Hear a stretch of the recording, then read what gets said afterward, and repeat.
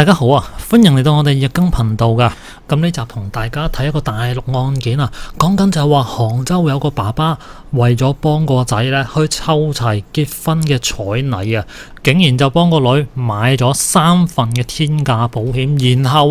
再對個女痛下殺手啊！成件事嘅來龍去脈係點樣？我哋一齊睇一睇啦。女係條草，仔係個寶，呢兩句說話其實已經反映咗中國唔少地方女仔嘅地位噶啦。咁其實好多女仔咧喺農村地方係唔能夠受到重視嘅，而且佢哋喺屋企嘅處境亦都好卑微啊。而今次嘅事件呢，就係一個生活喺杭州嘅20幾歲女仔俾自己爸爸親手殺害啦。2011年有個女仔嘅屍體漂浮咗喺河中央，警方喺調查嘅時候發現如果由表面上嚟睇，個女仔好似係浸死嘅，但係根據佢身上邊嘅傷痕去睇呢，明顯係屬於他殺。然後揾到女仔嘅父母嘅時候，佢阿媽喊到肥哩肥咧，唔敢相信呢個係事實啊！但係佢老豆好淡定，然後同警方講話個女好叛逆啊，已經冇同自己聯絡好多日噶啦，估唔到再次見到個女竟然係啲咁嘅事啊！而警方喺呢對父母身上邊就覺得有啲唔同尋常嘅地方啊，因為聽個女仔嘅同事講，個女仔性格好好，亦都唔會同人起爭執。點解個老豆會話佢係叛逆呢？咁同時警方調查個女仔身份嘅時候，就叫佢老豆描述自己個女嘅樣啦，大部分嘅特徵都係符合嘅，但係唯獨係身高係報少咗10cm。作為父母應該好了解自己個女嘅，點解身高上邊會講錯呢？警方即時為呢件事做咗個 DNA 檢測，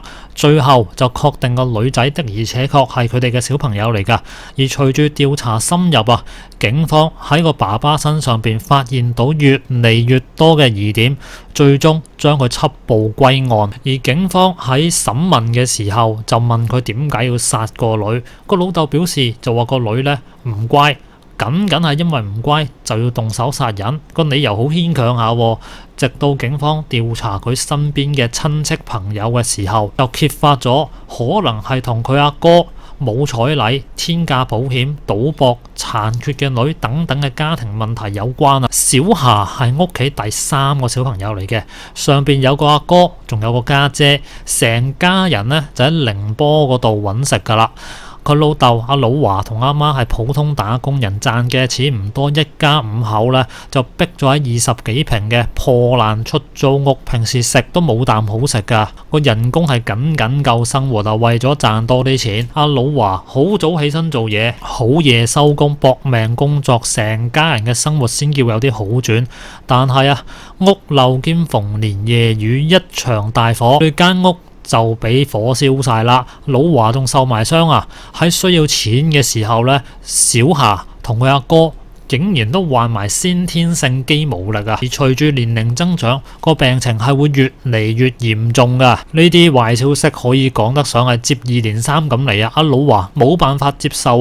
自己身邊嘅朋友，以前細個一齊玩嘅人，全部都事業有成，而家自己仍然喺底層嗰度苦苦掙扎。每次同啲朋友聚會，就係對自己嘅自尊一次又一次咁踐踏慢慢當年上進嘅老華就變到越嚟越墮落點樣墮落法開始賭錢佢享受賭錢嗰一下嘅快感但係快感過後呢，係依舊要面臨無數外債，譬如係患病嘅仔女啦，破舊嘅出租屋啦。老華個心呢係越嚟越扭曲對家庭情況一清二楚嘅小霞呢，就唔想再讀書，就去到杭州嗰度做網管即係網吧嗰啲管理員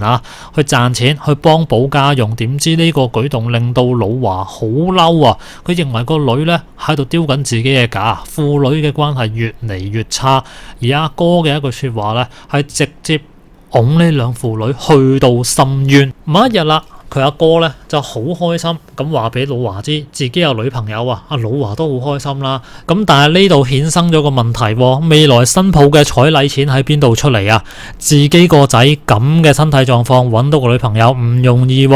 咁佢左思右想，決定咧就幫自己個女小霞買保險。如果個保險第日 claim 咗出嚟，就會有100萬啊，自己嘅外債、個仔嘅彩禮、家庭重擔全部能夠解決啊。於是乎，佢2011年去到杭州，用一個冇進行實名認證嘅新號碼叫個女出嚟。小霞都好可憐啊，佢當時以為個老豆想要同佢和好啊，好開心咁樣走咗出去啊，冇諗到啊20幾歲就俾佢老豆親手解決咗啊。咁最終單案件亦都係偵破咗啦，但係冇一個可以開心啊。尤其係小霞個阿媽，佢已經喊咗好幾次啊，佢唔敢相信自己個老公竟然係殺咗自己個寶貝女啊。但係件事嚟到呢度仲未結束噶，而佢喺屋企就揾到佢老公幫佢個女小霞所買嘅保險嘅時候呢，成件事想唔信都唔得啊！佢雙腳發軟，攤咗喺地下，係咁喺度講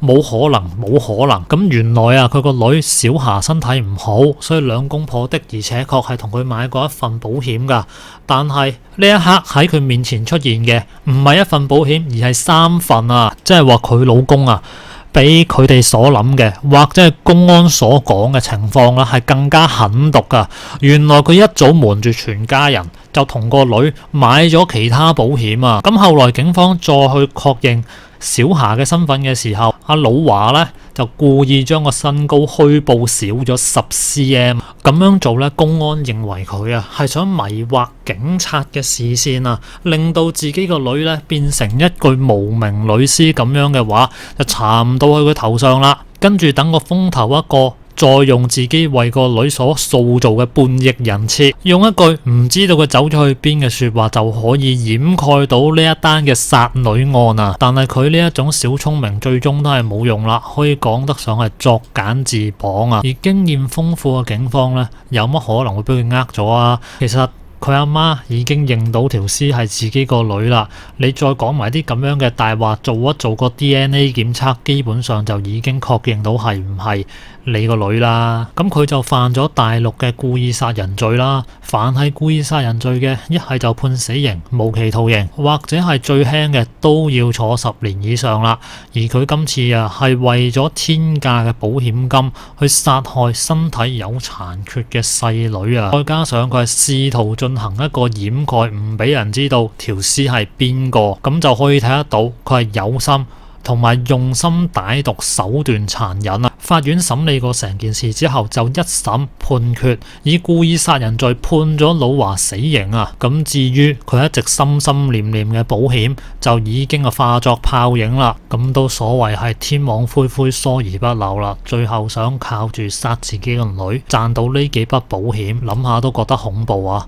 但係咁荒謬嘅嘢呢，原來一直都發生緊嘅。呢一單咁嘅案件可能只係冰山一角，可能有唔少人呢係成功咗，然後警方係發現唔到嘅。由呢單案都可以睇到人性係有幾咁醜惡噶。好啦，咁今集呢同大家睇到呢度先啦。大家有咩想講，下邊留個言啦。咁我哋下集再見啦，拜拜。